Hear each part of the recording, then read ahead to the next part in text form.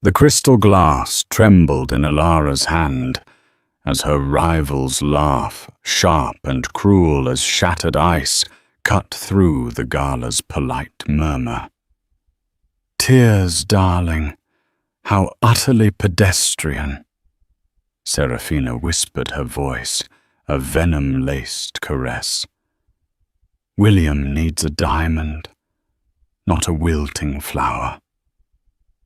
Alara stood there, a ghost in a borrowed dress, her world collapsing in the most public way imaginable. She was just a simple artist, the forgotten wife. But what Serafina and her cheating husband didn't know was that the blood running through Alara's veins was older than the city's foundations and far more valuable than their fleeting ambition. They were about to learn that mocking a Blackwood was a mistake that couldn't be undone. The first sign of the affair wasn't a dramatic confrontation or a misplaced hotel receipt. It was silent. It was the way William Vance, her husband of 5 years, had started looking through her, his eyes focused on a horizon she was no longer a part of. He would come home late from Vance Innovations, his tech startup, smelling of a perfume she didn't own, a sharp, aggressive scent of sandalwood and night-blooming jasmine that was nothing like her own soft vanilla and lavender essence. Alara had tried to ignore it. She told herself it was the stress. William was staking everything on the upcoming Starlight Foundation Gala. It was his grand stage, his one shot to court the investors needed to keep his company from imploding. He had told her with a strained smile that their entire future rested on that one night. He needed her there on his arm, the perfect supportive wife. "Just for a few hours, Ellie," he'd pleaded. "Smile, look pretty, and let me handle the rest." She had agreed, as she always did. Alara was an artist, a watercolorist, whose soul found expression in gentle hues and delicate landscapes. She saw the world in shades of grey, not in the stark black and white of betrayal. She had willingly stepped back from her own prodigious talent, subsuming her identity to become Mrs. Vance. She managed their modest brownstone in Brooklyn, cultivated a rooftop garden that was her private sanctuary, and provided the quiet, stable foundation upon which William built his frantic ambitions. Her own family, the Blackwoods, had been skeptical of the marriage. "He doesn't see you, Alara." Her older brother Marcus had warned, his voice low and firm, like the granite of his boardroom table. "He sees a comfortable idea." Her father, Alistair, a man whose name was whispered with reverence in circles of old money and silent power, had simply looked at her with knowing eyes. "Remember who you are," he had said, "even when you let someone else name you." She had dismissed their concerns as the overprotectiveness of a family that couldn't understand her desire for a simple, normal life. She had wanted love, not a legacy. She had chosen William because he didn't know she was a Blackwood. To him, she was Alara May, an orphan with a small trust fund and a talent for painting. It was a lie of omission. She had cultivated a secret garden where she could be loved for herself alone. Now the walls of that garden were crumbling. The day of the gala, the lie became unbearable. While picking up William's suit from the dry cleaner, a small velvet box fell from his coat pocket. It wasn't the cheap ring box of a trinket. It was from Cartier.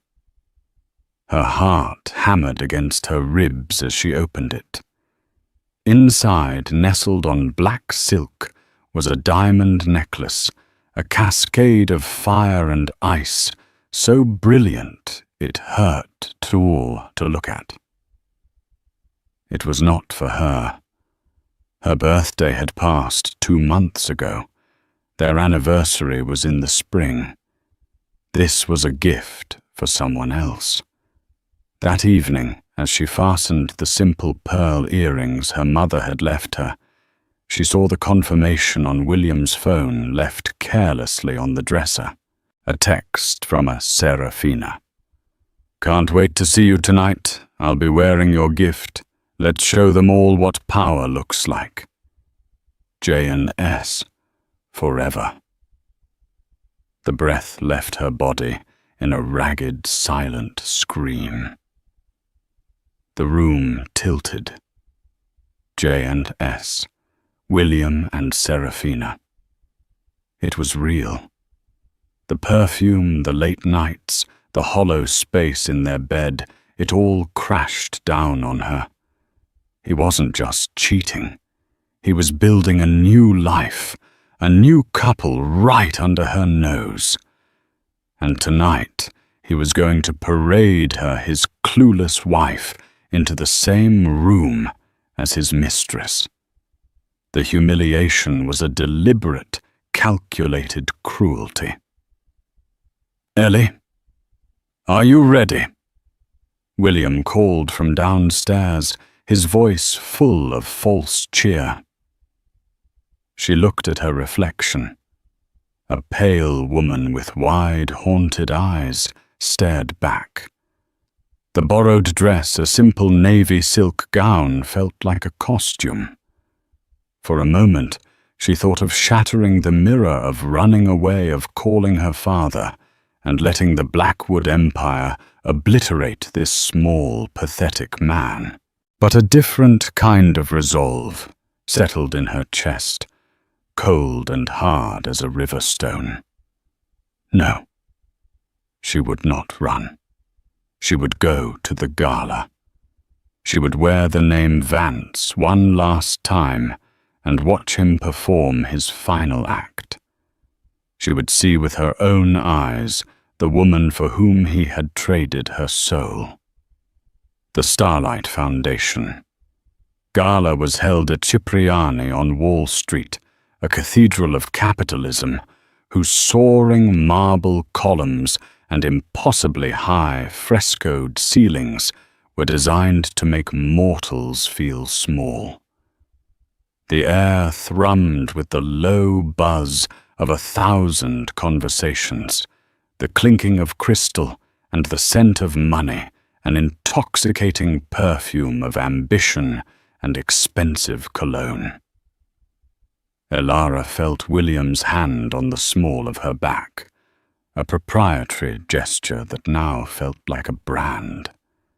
He guided her through the throng, his face plastered with a charming, confident smile that didn't reach his eyes.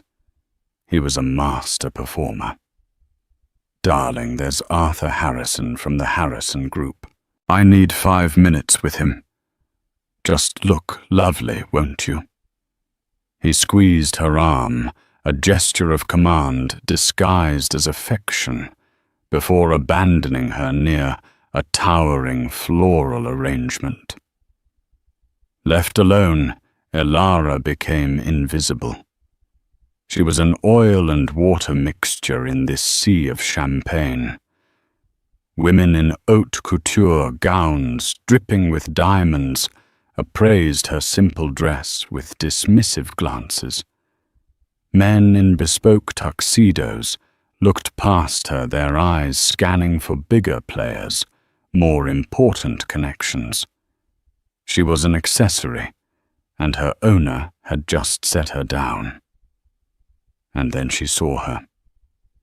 Serafina Dubois was not a woman who entered a room. She conquered it. She was a vision in crimson, a bespoke Alexander McQueen gown that seemed molded to her statuesque frame. Her hair was a sleek black sheet, and around her neck, blazing like a constellation of captured stars, was the Cartier necklace. It was a declaration of war, worn as jewelry. She wasn't alone. She was flanked by a coterie of admirers, laughing at something she'd said, her voice carrying across the ballroom. William, who had just finished his conversation with Mr. Harrison, was drawn to her, like a moth to a raging fire.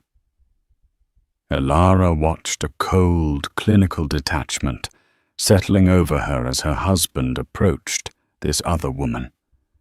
He didn't touch her, not yet, but the way he looked at her was an intimacy more profound than any kiss.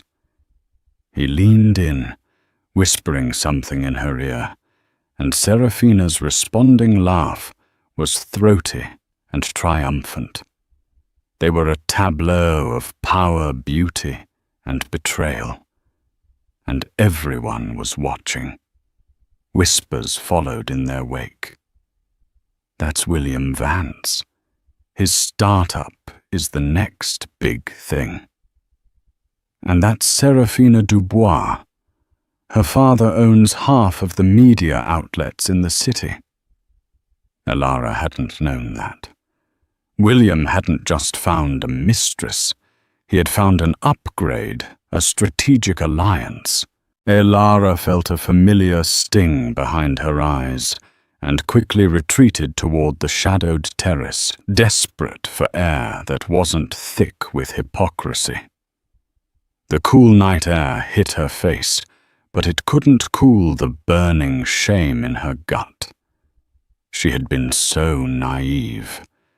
She had believed in their quiet life, in the promises he'd made in their small Brooklyn kitchen. It had all been a lie. He didn't want a partner. He wanted a placeholder until a better offer came along. A single tear escaped and traced a cold path down her cheek. She hastily wiped it away, but it was too late. A shadow fell over her. Well, well, look what we have here. Serafina stood at the entrance to the terrace, a flute of champagne in her hand, the diamonds at her throat seeming to mock Elara's lone pearl earrings. The triumphant smile on her face was predatory, hiding out here all alone. Don't you know the help is supposed to use the back entrance? Serafina's eyes raked over Elara's simple dress, her lack of jewelry, her tear-streaked face. The disdain was palpable.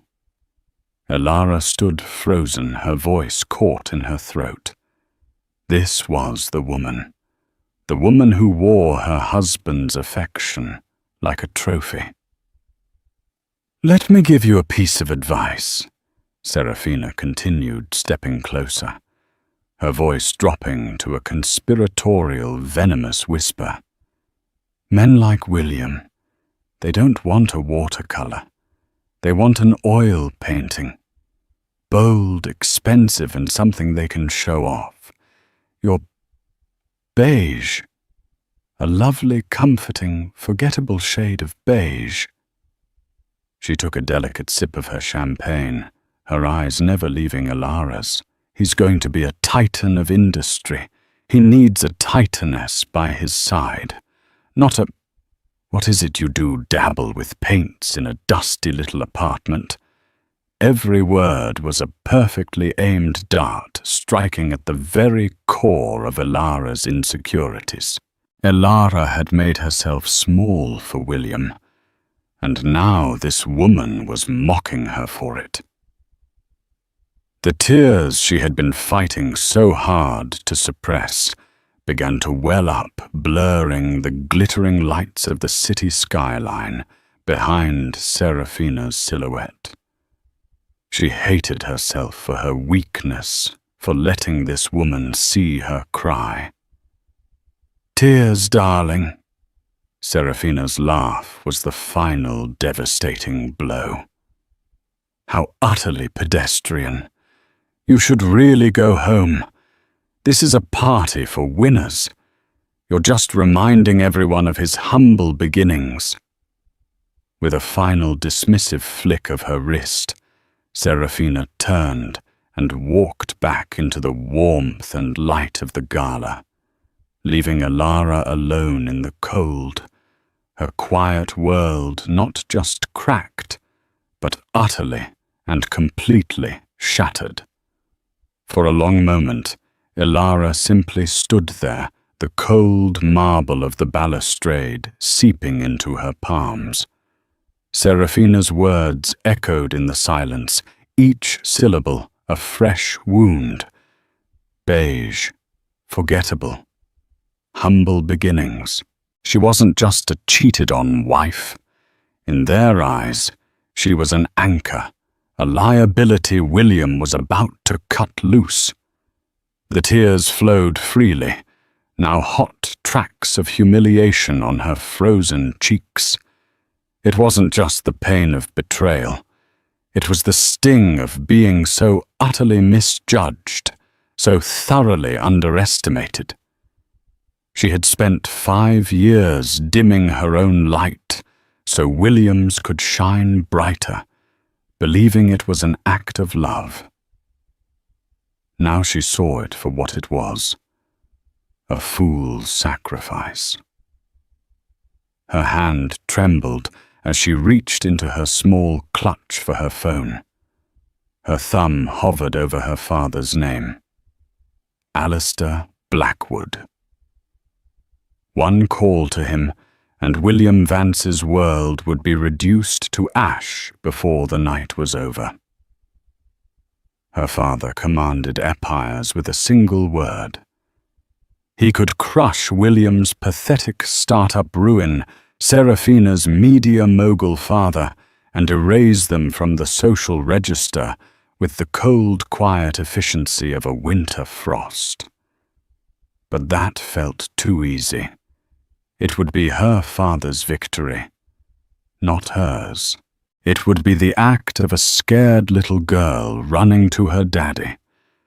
The woman Serafina had just mocked would be replaced by the powerful daughter, but Alara herself would remain a spectator in her own life. No.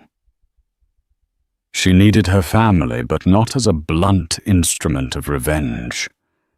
She needed them as witnesses.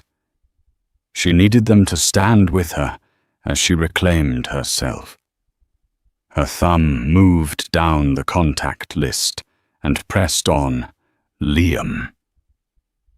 Liam Blackwood, her youngest brother, was the family's public face. He was a brilliant litigator, impossibly charismatic, with a smile that could charm a jury and eyes that could see straight through a lie. He was the velvet glove on the family's iron fist. He answered on the second ring, his voice warm and concerned. Alara. It's past midnight in London. Is everything all right? No, Liam, it's not. She said, her voice hoarse from unshed sobs. Nothing is all right. She didn't need to explain everything. The Blackwoods communicated in the unspoken spaces between words. She just had to give him the coordinates of her pain. I'm at the Starlight Foundation Gala, at Cipriani on Wall Street. She took a shaky breath, the resolve hardening in her voice. William is here with another woman. There was a pause on the other end of the line, but it wasn't a silence of surprise. It was the silence of a predator catching a scent. I see, Liam said, his voice losing its warmth and taking on a dangerous edge. Marcus and father are with me. We just concluded our business with the Sterling Consortium. Elara's heart gave a lurch. They were all in London, together. It was a stroke of impossible luck, or perhaps fate. "Liam," she said, her voice dropping low, a mirror of his own sudden intensity. "He's about to give a speech. He's trying to secure final round funding from Arthur Harrison and a few others. His whole future, everything he's built on my silence, is riding on this night." Another pause, shorter this time. She could almost hear the gears turning in his brilliant legal mind, the calculations being made. And the woman, Seraphina Dubois, daughter of Robin Dubois, DMN Media. Elara supplied the name, tasting like ash in her mouth. "Understood," Liam said. There was the faint sound of muffled conversation. Then his voice was back, crisp and decisive. "The Blackwood jet is on the tarmac at Heathrow. We can be in New York in under 6 hours. Can you hold on for that long, Ellie?" 6 hours. It felt like a lifetime. But the thought of her family crossing the Atlantic for her, of the storm that was about to break on this glittering, self-absorbed world, was a lifeline. "What are you going to do?" she asked, though she already knew the answer. They weren't coming for a quiet word. The Blackwoods did not do anything subtle. "We are coming to pick you up, sister." Liam's voice was grimly reassuring. "And to remind a few people about the consequences of breaking a contract. A marriage contract in this case. Just stay strong. Don't let them see you fall. We're on our way." He hung up. Elara stared at her phone, the screen dark. 6 hours. She pushed herself off the balustrade, her spine straightening. She walked back towards the ballroom doors, her steps no longer hesitant. She was no longer just the crying wife on the balcony. She was a ticking clock. She re-entered the ballroom and found a small empty table in a dimly lit corner, a perfect vantage point from which to watch the proceedings. She ordered a glass of water and sipped it slowly. Her eyes fixed on William, who was now standing near the main stage, laughing with Seraphina and schmoozing with potential investors. He looked confident, radiant a man on the cusp of his own coronation.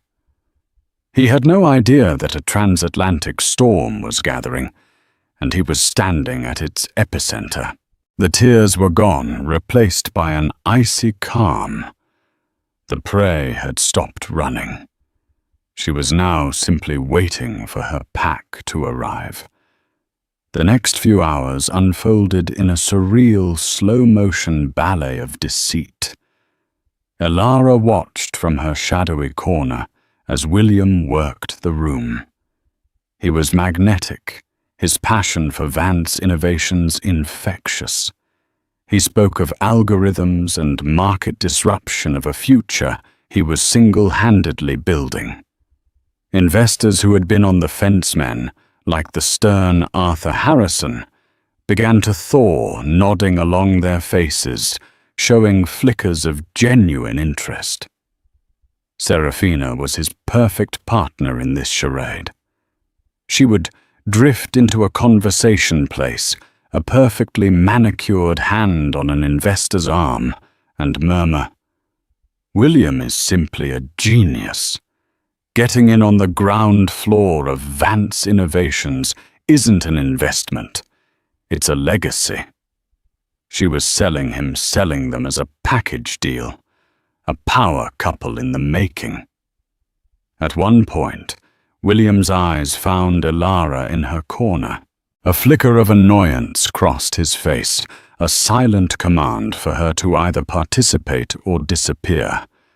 She met his gaze without flinching, her expression unreadable. He looked away first, turning back to the warmth of his new circle. He had dismissed her. To him, she was a problem to be dealt with later. The gala's host, a local news anchor, finally took the stage, and now it is my distinct pleasure to introduce a man whose vision is set to reshape the future of data analytics. Please give a warm welcome to the founder and CEO of Vance Innovations, Mr. William Vance. A polite, then growing round of applause filled the hall. William strode onto the stage, beaming, waving to the crowd. He looked over at Serafina, who blew him a subtle kiss. He was at the absolute zenith of his life. "Thank you. Thank you," he began, his voice resonating with practiced confidence. "Tonight we are here to support the incredible work of the Starlight Foundation. But we are also here because we believe in the future. A future of connection, of innovation. A future powered by Vance Innovations." As he launched into his well-rehearsed pitch, Elara felt a vibration from her phone. A simple text from Liam landed. 20 minutes.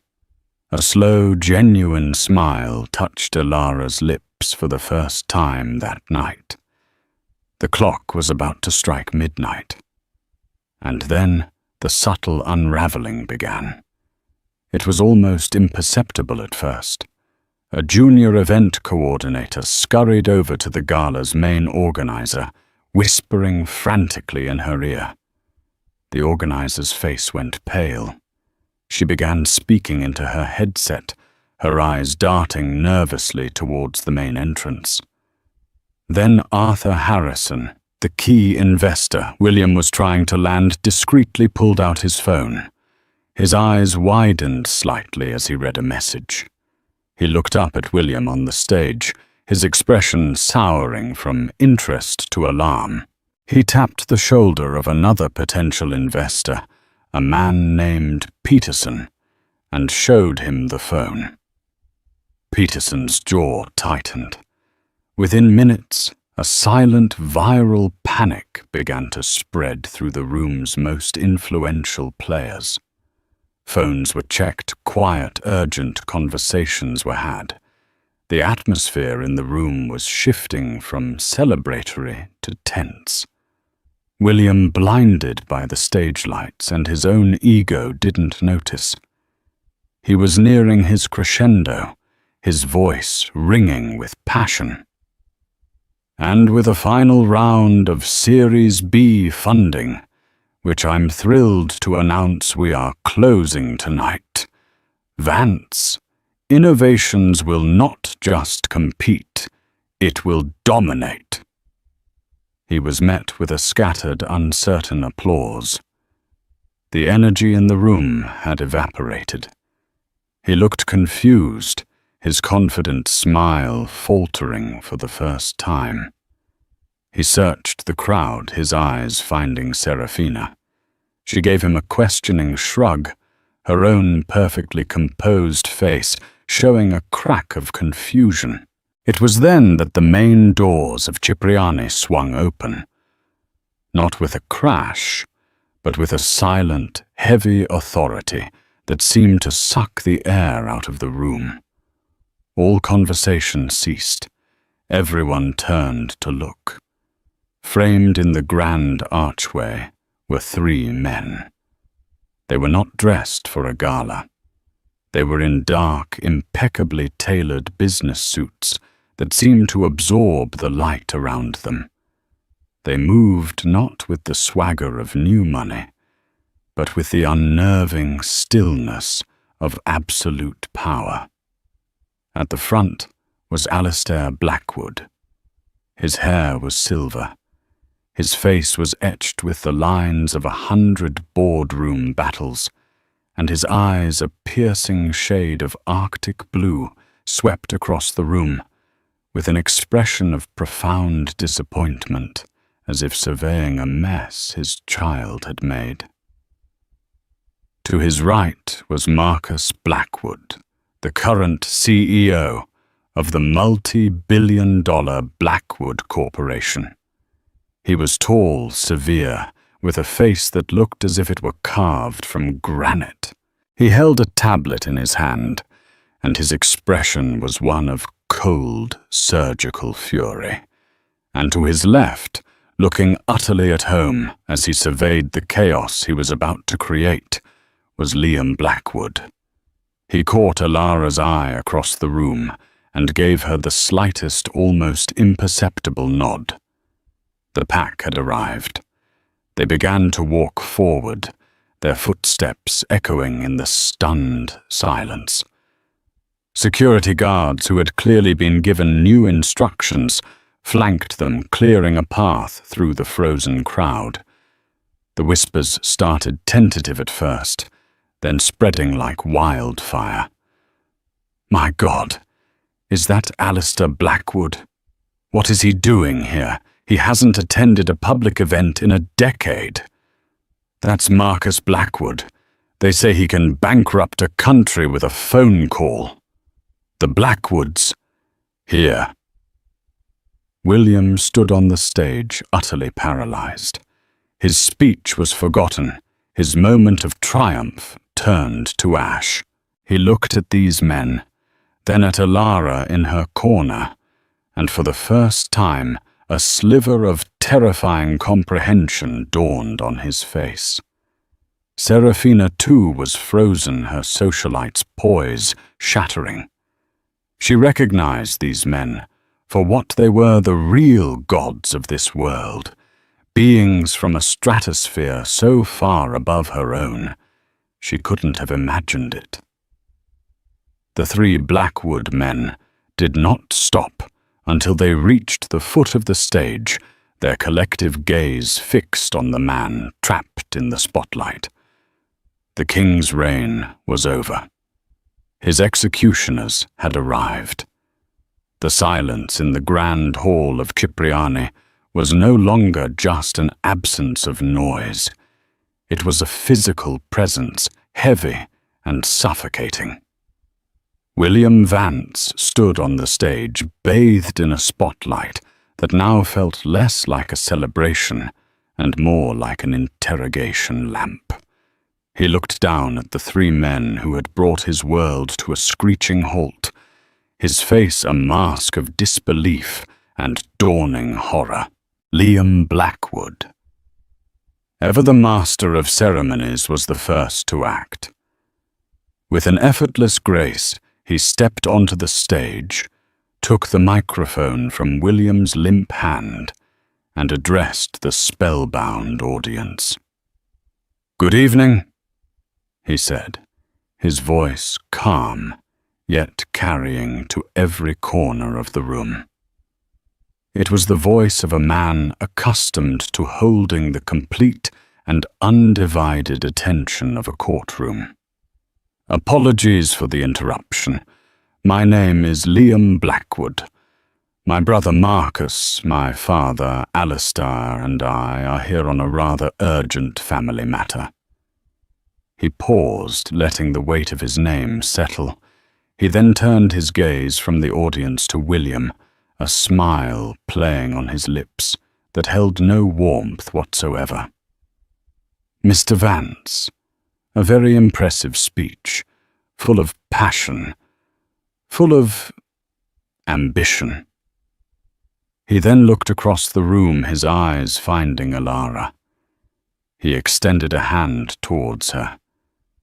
"But you seem to have forgotten to introduce the most important person in your life. Your wife." He waited. Every head in the room turned to follow his gaze, landing on the quiet woman in the navy dress who had been invisible all night. She rose from her chair, and with a poise she didn't know she possessed, began to walk towards the stage.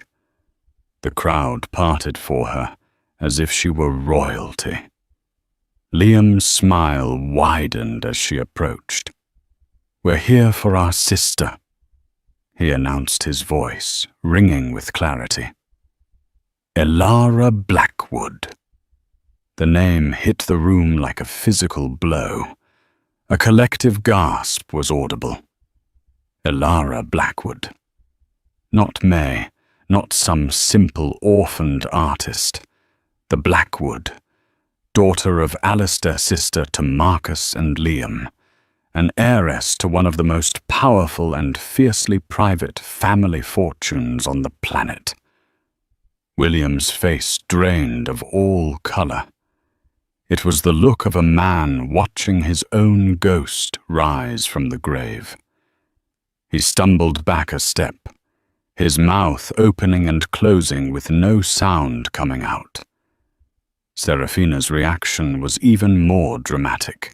The smug, confident mask she wore cracked and fell away, revealing a face contorted with shock and raw panic. The Cartier necklace suddenly seemed cheap and gaudy. She had mocked Blackwood. She was called a Blackwood beige. The gravity of her miscalculation was so immense, it was comical. Elara reached the stage. Liam took her hand, helping her up the final step. She stood beside him, no longer a wilting flower, but a woman flanked by titans. She looked at William, her eyes clear and cold.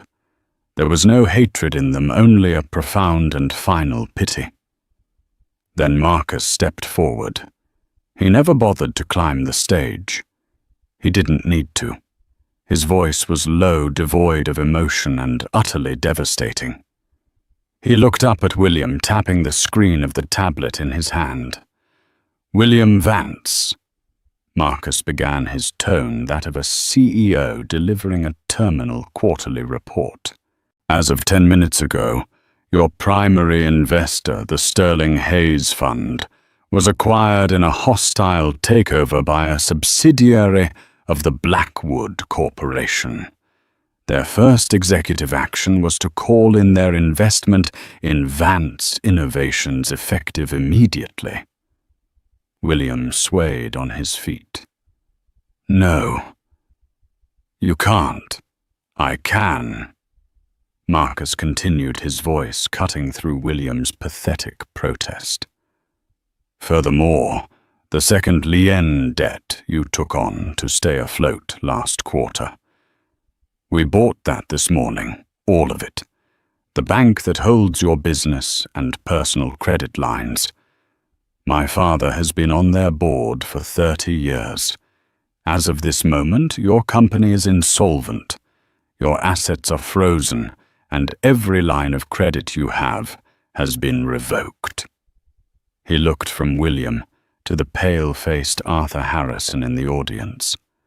"For those of you considering investing in this venture," Marcus said, his lip curling in distaste, "I would advise a thorough re-evaluation. The Blackwood Corporation does not invest in failures, and we are very protective of our assets." The message was clear. Vance Innovations was not just dead. It was radioactive. The investors, including Mr. Harrison, began backing away physically, creating distance between themselves and William, as if he were carrying a plague. Finally, Alistair Blackwood, who had remained silent until now, took a step forward. He was not loud like Liam or cold like Marcus. His power was in his stillness, in the immense, crushing weight of his presence. He looked only at his daughter. "Elara," he said, his voice filled with a quiet paternal sorrow. "Are you ready to come home?" Elara looked at the ruins of her husband on the stage, at the terrified face of his mistress in the crowd. She looked at the wreckage of the life she had tried to build. and she felt nothing, just a profound sense of release. She nodded at her father. "Yes, Papa, I am." Alistair then lifted his gaze to William for the first and only time. He didn't need to say a word. The look in his eyes contained entire volumes of contempt and condemnation. In that single glance, William Vance was not just bankrupted, he was erased. He was reduced from a promising tech CEO to a footnote in the story of a Blackwood's wrath. Liam put a protective arm around Ilara's shoulders. "I believe we're done here," he said into the microphone, before letting it drop to the stage with a resounding thud that echoed the final nail being hammered into William Vance's coffin. As the Blackwood family turned to leave, a cordon of their private security materialized, forming a seamless, impenetrable barrier around them. They moved through the stunned crowd with the calm deliberation of a royal procession departing a disaster zone.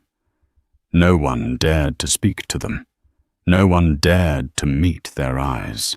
They were a force of nature that had just swept through, and the gala's attendees were merely mortals surveying the wreckage. William remained on the stage, a pathetic statue in the harsh glare of the spotlight. The life he had so carefully constructed, the future he had been so certain of, had been dismantled piece by piece in less than 5 minutes. He was a king who had woken up to find his kingdom, his castle, and even the clothes on his back had been nothing more than a dream. He finally collapsed, not onto a chair, but onto the stage floor itself, burying his head in his hands as dry, racking sobs of pure despair shook his body. Meanwhile, Serafina was experiencing her own, more social demolition. As the initial shock wore off, the attendees, especially the women she considered her rivals, began to look at her with a mixture of pity and unconcealed glee. Her currency in this world was perception, the perception of power of being on the winning team. She had hitched her wagon to William, believing him to be a rising star, and in doing so had publicly and viciously insulted a woman who turned out to be the sun itself. She tried to salvage the situation. She spotted Auden Sterling, the wife of a rival media CEO, and tried to approach her with a shaky smile. "Can you believe this drama, Auden? It's just ghastly." Auden Sterling. A woman who knew which way the wind blew, simply looked at Serafina's Cartier necklace, then at her face, and gave her a smile that was pure acid. "Ghastly. I think it's the most riveting piece of theatre I've seen all year. You were wonderfully cast as the court jester, Serafina." She then turned her back, a gesture of social execution so final that others nearby physically shied away from Serafina as if she were contagious. Her father, Robin Dubois, would hear of this by morning. His daughter had not just made a fool of herself.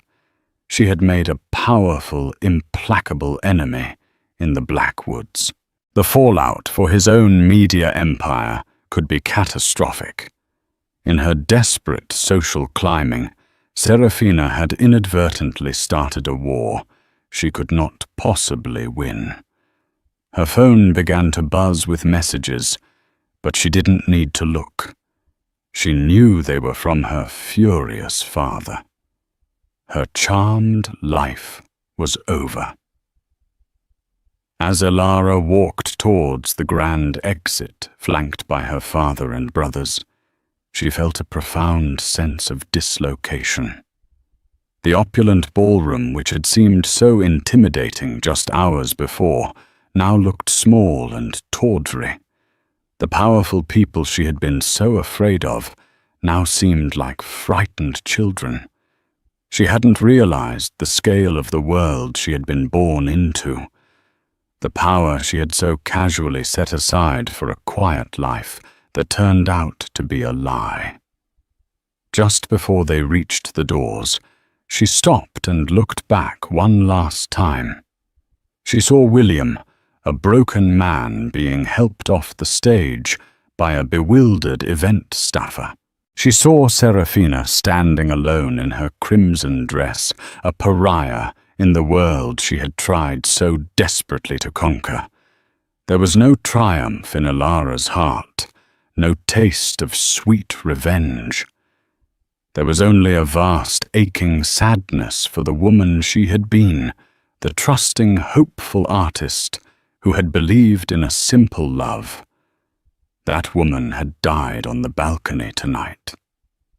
But as her father gently placed his hand on her shoulder, guiding her out into the cool New York night, where a fleet of black cars waited, she knew that in her place someone new was being born.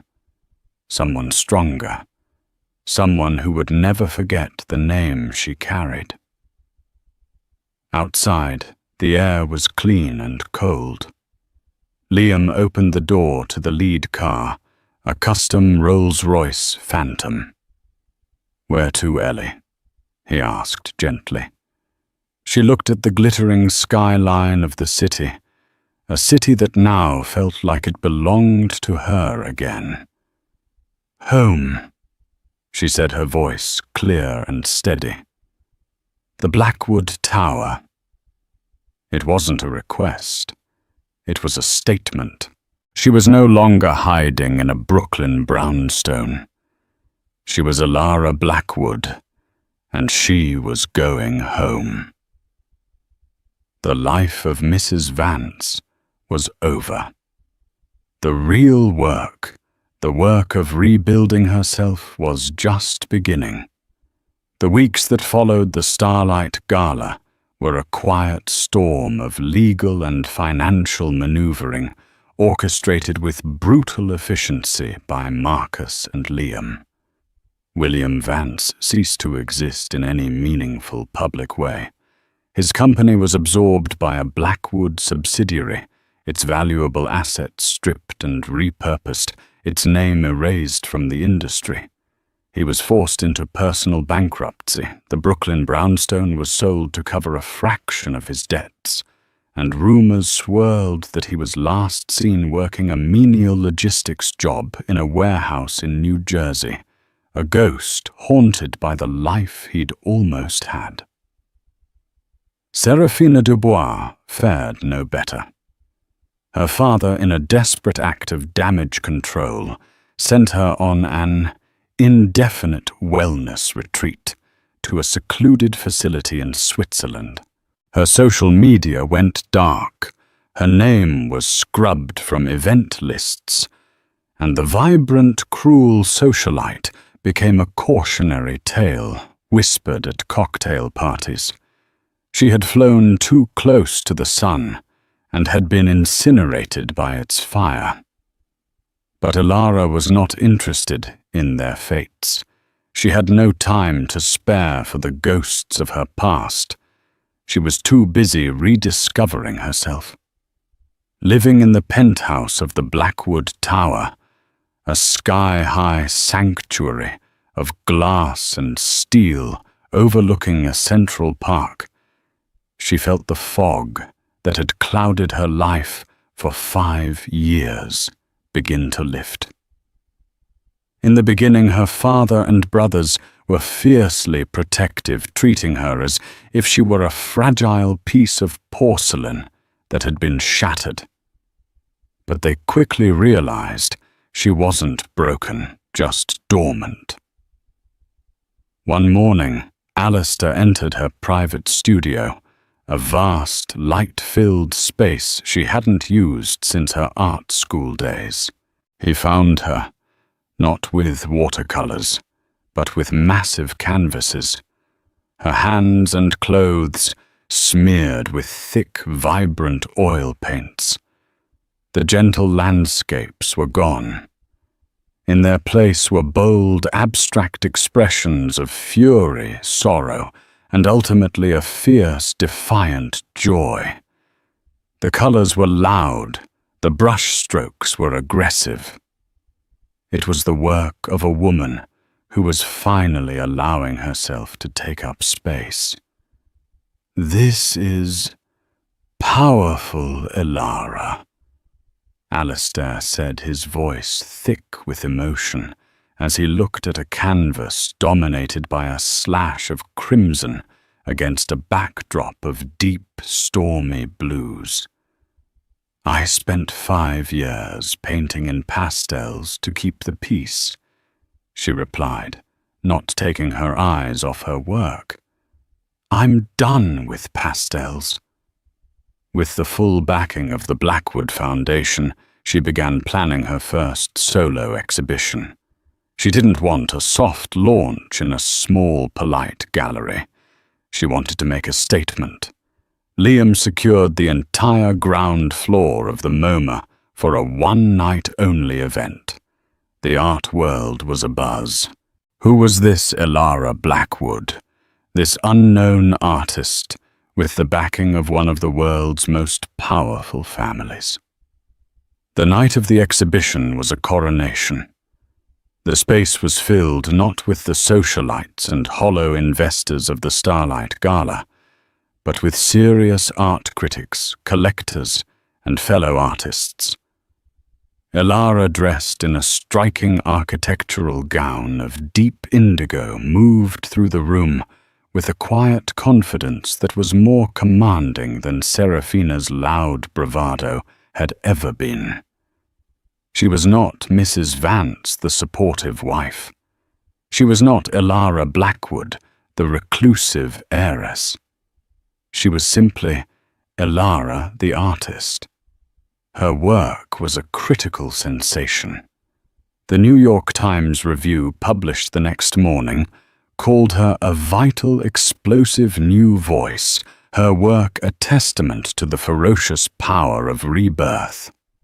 Every single piece sold before the night was over, with the proceeds going to a charity she had established to support female artists struggling to make their mark. Late that night, after the last guest had departed, Elara stood alone in the center of the gallery, surrounded by her work. Her brother Liam came to stand beside her. "You did it, Ellie," he said softly. "You built something real from the rubble." "They thought my name was my power," she said, looking at the bold signature, Elara, on her favorite piece. "They never understood. The name just opens doors. It's what you do when you walk through them that matters." She had walked through a door of pain and humiliation, and had emerged into a gallery filled with light color and her own undeniable strength. The story of the crying wife at the gala would fade into gossip, but the story of Elara the artist was just beginning. She had finally learned the lesson her father had tried to teach her all those years ago. She had remembered who she was, and she would never let anyone else name her again. 6 months after the MoMA exhibition, the name Elara Blackwood was synonymous with artistic fire. Her work was the talk of the art world. Her story, a modern myth whispered from Manhattan to Monaco. She had, by all accounts, won. The ashes of her old life had given rise to a phoenix, vibrant and soaring. Yet as she sat sketching on a bench in the conservatory garden of Central Park, she felt the familiar weight of a its bars not made of steel, but of solid gold. Her anonymity was gone, a casualty of her spectacular vindication. In her previous life as Elara Vance, she could sit for hours observing the delicate play of light on a flower petal invisible to the world. Now she was a landmark. Tourists would lower their voices as they passed their phone cameras, angled discreetly in her direction. "That's her," they'd murmur, "the artist, the Blackwood." The two titles had become inseparable, fused together by the heat of that night at the gala. She had wanted her work to speak for itself, but it was always introduced by the echo of her family's power. She was no longer William's forgotten wife, but she feared she was becoming something else, her family's most interesting asset. The feeling crystallized during a meeting at the prestigious Guggenheim Foundation. They had invited her to join their acquisitions board, an honor she had once dreamed of. She had arrived prepared with pages of notes on emerging artists, whose work she admired, artists who were bold and unconventional. But the meeting wasn't about art. "Elara, your presence on this board is a game changer." The chairman, a portly man named Mr. Davenport, had boomed his smile obsequious. "With the Blackwood name attached to our spring fundraiser, we can finally secure the Rothko wing." Another board member chimed in. "Exactly. Your brother Marcus's corporation has interests in tech. Perhaps you could persuade him that a digital art initiative would be a worthy investment." Elara sat in stunned silence, her carefully prepared notes feeling foolishly naive in her hands. They didn't want her eye. They wanted her name. They didn't want her vision. They wanted her connections. She was a key, not a connoisseur. The power she had called upon to save herself now cast a gilded shadow over everything she touched, threatening to eclipse the very talent she had fought so hard to reclaim. Was this all her victory had earned her? A promotion from a man's accessory to a family's emblem? The beige watercolor was now a brand logo. That evening, she found her brother Marcus in the penthouse library, a cavernous room of dark wood and the scent of old leather. He was reviewing financial reports on a glowing tablet, the numbers reflecting the cold, hard logic with which he governed their empire. "Marcus, we need to talk," she said, her voice steadier than she felt. He looked up, his expression neutral. "Is everything all right?" That night at the gala, she began choosing her words with care. "I will always be grateful. You, Liam, and Papa. You saved me." "We protected our own," he stated, as if it were a simple law of physics. "It is what we do." "But the way you did it," she pressed on, pacing in front of the towering fireplace. "The demolition. You didn't just end my marriage. You annihilated a man's entire existence. You used a weapon of mass destruction to solve a domestic dispute." Marcus set his tablet down, giving her his full, unnerving attention. "He humiliated a Blackwood. In public. He was building his company on your emotional and financial support while planning to discard you. It was not a domestic dispute. It was an attack on this family. We responded in proportion to the insult, not the man." "But don't you see the consequences for me?" she asked, her voice rising with a passion that surprised them both. "You didn't just show them our power. You branded me with it. When people look at me now, they don't see an artist. They see the woman whose family can ruin lives with a phone call. My success feels tainted. Did the Times critic truly love my work? Or was he just afraid to offend Alistair Blackwood's daughter? Did the collectors buy my paintings? Or were they just buying proximity to power?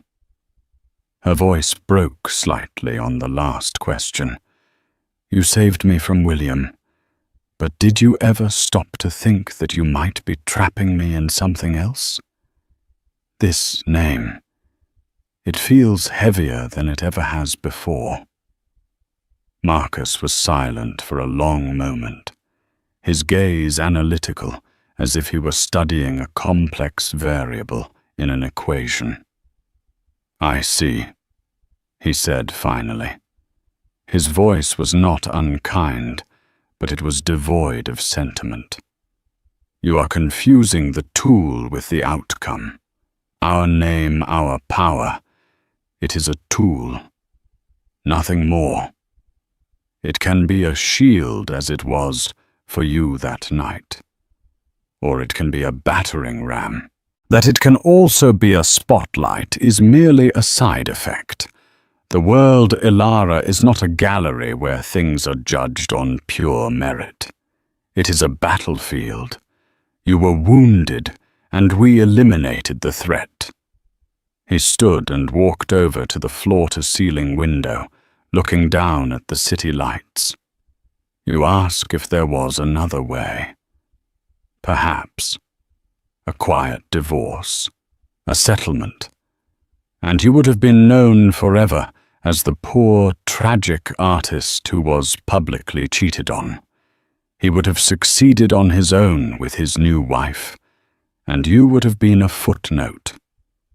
We gave you a different story, a story of strength, not victimhood.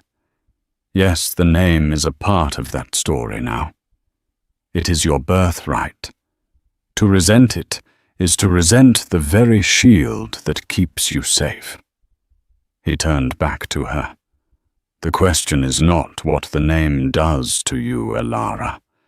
The question is what you will do with the name. His words cold and pragmatic as they were struck a chord deep within her. He was right. She had been so focused on the shadow her name cast that she had forgotten she was the one controlling the light. She could remain a passive emblem, a tool for others to use, or she could wield her influence with the same intention and precision as a brush stroke on a canvas. The following week, Elara returned to the Guggenheim boardroom. She accepted the position. Mr. Davenport began to clap enthusiastically, but she held up a hand, silencing him. I am accepting this position as an artist, not as a fundraiser, she stated, her voice resonating with a newfound authority. My focus will be on the art, and only the art. And my first proposal is this: the Blackwood Foundation will endow a new biannual prize. The Emergence Prize. It will be the single largest grant for an undiscovered artist in the world. A murmur of excitement went through the room. However, she continued, her eyes meeting those of every person at the table, it will have one non-negotiable condition. The judging will be completely blind. The selection committee will see only the art with no names, no biographies, no gallery representation attached. Merit and merit alone. I want to find artists who have no powerful family to open doors for them. I want to find the talent that is screaming to be heard from the quietest rooms. The room was silent. She had taken their avarice and transformed it into an act of pure artistic integrity. She was not rejecting her power. She was refining it. She was using the sledgehammer to crack open a door for someone else. At that moment, she finally understood. Her name was not a shadow or a brand. It was a responsibility. William and Serafina had seen power as a weapon for personal gain. Her family saw it as a shield for self-preservation. She would make it a lantern to illuminate the paths of those who, like the woman she once was, were still trying to find their way out of the dark. She was Elara Blackwood, the artist, and she was finally ready to paint her own masterpiece, not on canvas, but on the world itself. In the end, this wasn't just a story about revenge. It was a story about identity.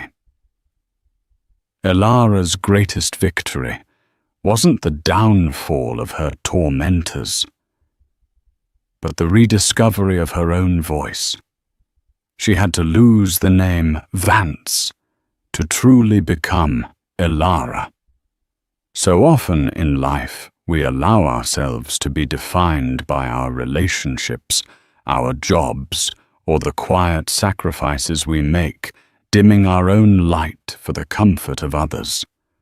But true power lies dormant within us, waiting for a reason to awaken. Elara's story is a powerful reminder that sometimes hitting rock bottom is the only way to build a foundation strong enough to hold up the masterpiece you were always meant to be.